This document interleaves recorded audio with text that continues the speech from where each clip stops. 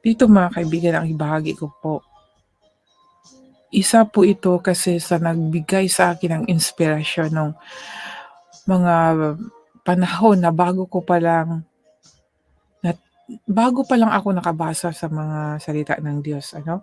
Itong nasa pangalawang Timoteo, chapter 1, verse 8 po. Iba lang nga ang nakasaad sa English, ano, kasi yung nabasa ko nung una, English kasi yun eh. So, basahin ko po sa English mga kaibigan ha.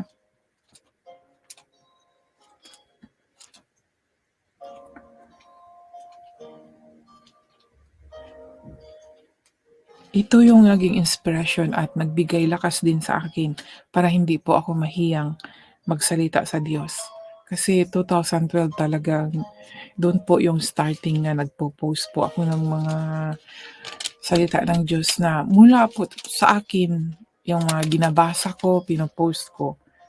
Dahan-dahan po yun kasi hindi po yung bigla.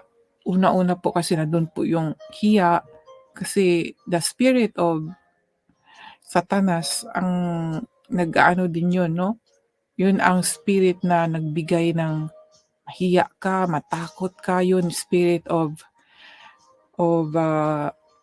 opponent ni Jesus Christ. Kaya sabi dito sa 2 Timothy chapter 1 verse 8 po ang sabi dito, "Be not thou therefore ashamed of the testimony of our Lord, nor of me his prisoner, but be thou partaker of the afflictions of the gospel according to the power of God." Ito po yung unang nabasa ko mga kaibigan. Naisip-isip ko, "Hala, hindi pala dapat ikahiya." Di, nag-start ako ng mga testimony, sabi dito sa Tagalog, "Kaya huwag kang mahihiyang magpatotoo tungkol sa ating Panginoon o tungkol sa akin na bilanggo dahil sa Kanya."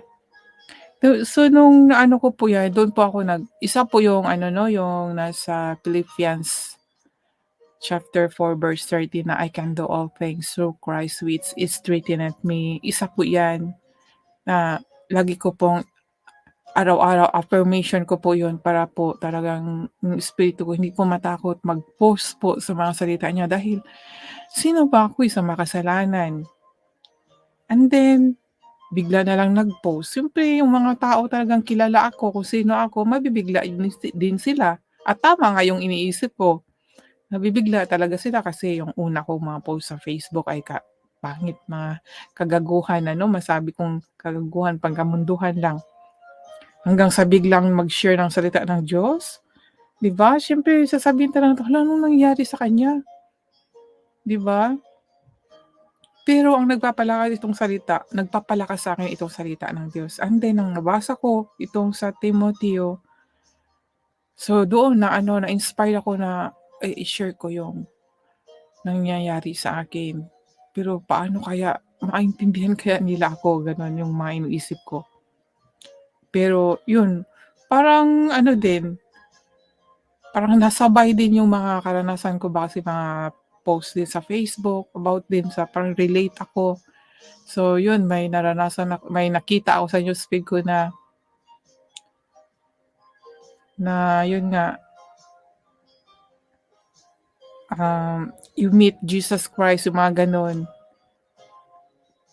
Basta something na hala, parang feel ko rin na nami-meet ko talaga si Jesus Christ sa internet kasi unang-una talaga hinahanap ko yung mga milagro ni Virgin Mary sa Google, 'di ba? Kasi hindi ko pa alam yung paano yung Facebook. Nasa Google pala ako at saka yung YouTube kasi nakikinig ako ng music, mahilig kasi ako sa music.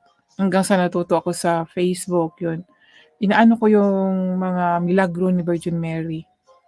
Ano sa Facebook din ay umano yung mga word of God, tapos yun nga, about Jesus Christ, na you meet Jesus Christ. So I feel na something kasi ginamit talaga yung internet para makilala ko ang Panginoon ano.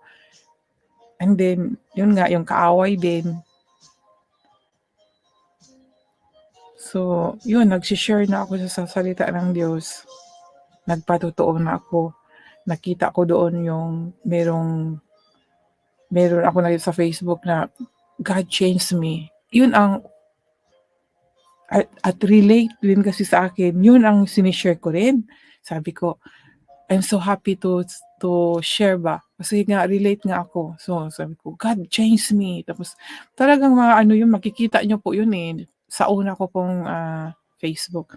Yun po ang God changed me. Tapos hindi nila alam, siguro hindi nila alam kung bakit, akala siguro change about yung sa life o yumaman na ako, pero hindi nila alam yung ako lang nag-ano nun na God changed me, pero yun na nga yun yung sa kasalanan ko na alam ko na pinatawad ako, and then yung 'pag nagbasa ako ng Bible naunawaan ko, pero hindi ko sure kung tama nga talaga kasi hindi naman ako nakikinig sa mga nagtuturo pa nun, eh, dahil nga how many years na nga akong hindi nagsisimba nun.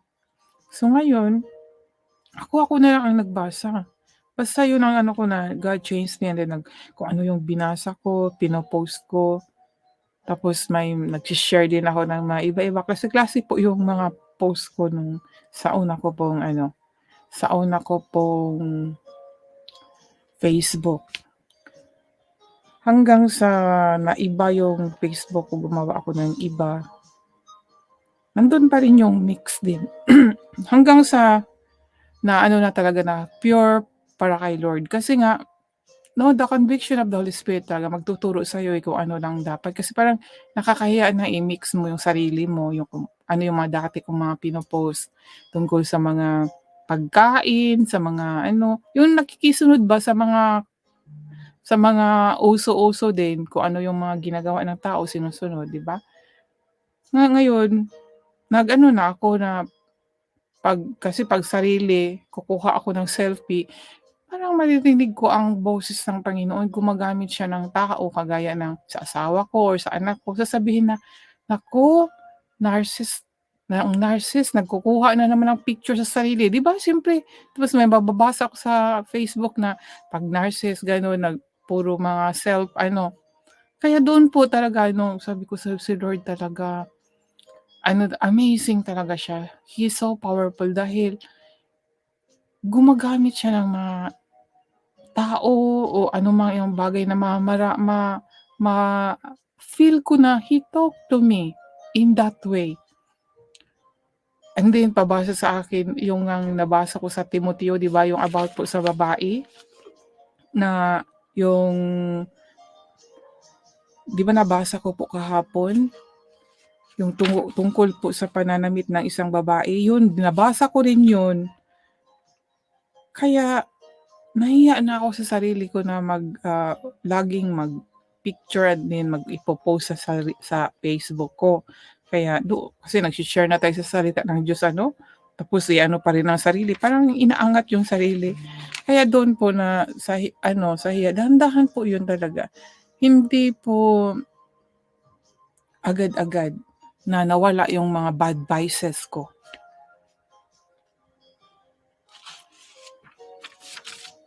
At hanggang ngayon itong sa 2 Timoteo chapter 1 verse 8, isa pa rin na nagpaano sa akin na huwag akong tumigil sa pagbabahagi sa salita ng Diyos.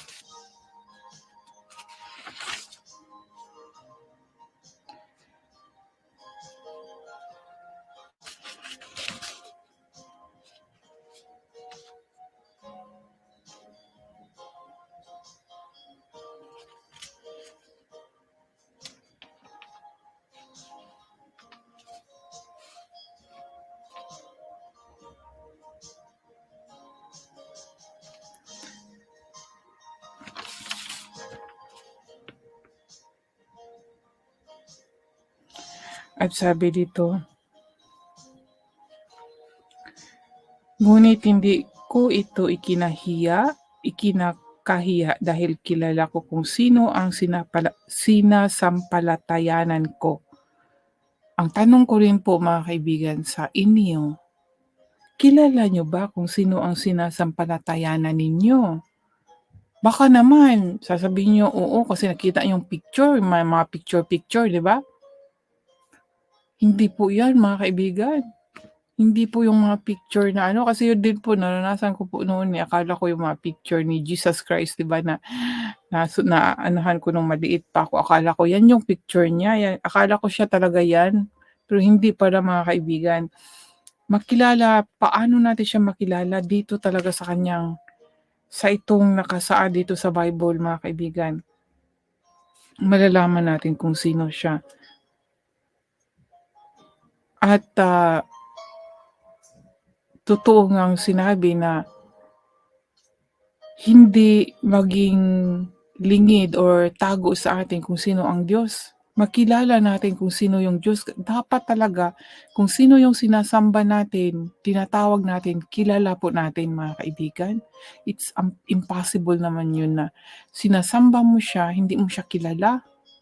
Totoo, nandoon yung pananampalataya. Pero kilala mo siya, alam mo siya kung sino siya at anong klaseng pagka-Diyos niya. Yun po yung mga panghahawakan natin at makilala natin siya dahil made-describe siya dito sa Bible. Kaya nga po magbasa po tayo. Sabi dito, ngunit hindi ko ito ikinakahiya dahil kilala ko kung sino ang sinasampalatayanan ko at natiyak kong maiingatan niya hanggang sa huling araw ang ipinagkatiwala ko sa kanya. Ituro mo ang tamang aral na natutunan mo sa akin ng may pananampalataya at pag-ibig dahil ito ang karapatan gawin ng mga anak kay Kristo. Ito ang dapat gawin ng mga anak kay Kristo. Kung ikaw ang anak kay Kristo, kilala mo siya dapat mga kaibigan. Siya yung itinuro sa atin ng Ama na sumampalataya sa Kanya, di ba? Si Kristo Jesus. Makilala natin siya. Paano ba natin siya makilala? Basahin natin ang magandang balita, itong gospel tungkol po sa Kanya yan.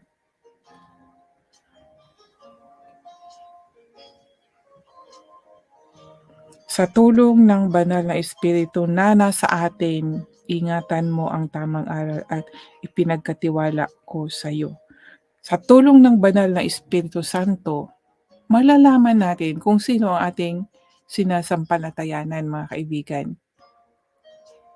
Dahil siya yun, ang banal na Espiritu ay nasa ating puso, di ba?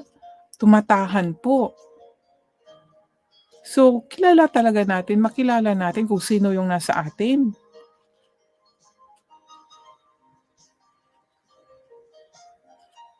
Kaya, payo ko lang talaga, palagi ko pong sinasabi na magbasa po tayo sa salita ng Diyos.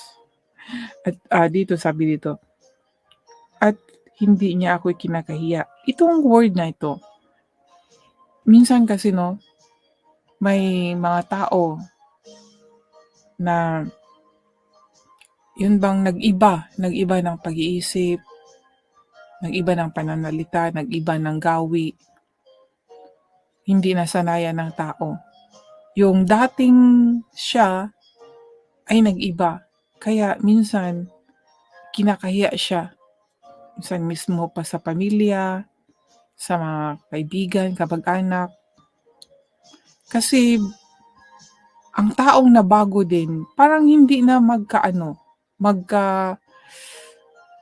good vibe, no? Nag-iba na kasi ang pag-iisip eh. Yung dating mga kasamahan ay hindi nag-iba, so hindi talaga pwedeng magkasama. Kaya sa kanila, minsan 'pag nagsasalita yung tao na dating masama, nagsasalita sa salita ng Diyos ay sa kanila ay kalukuhan. May mga gano'n din pong mga tao, 'no?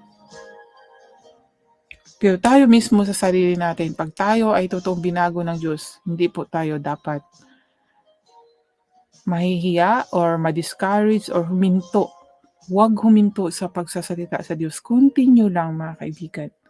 Someday, makikita din ng tao na yung mga sinasalita ng taong nag-iba ang pag-iisip at pananampalataya at kanyang puso, mga ginagawa, ma-realize din nila na may katuturan. May katuturan ang mga sinasabi. may matutunan, may katuturan at kalugod-lugod pa sa mata ng Diyos, ng ating Panginoon. So ngayon nandito na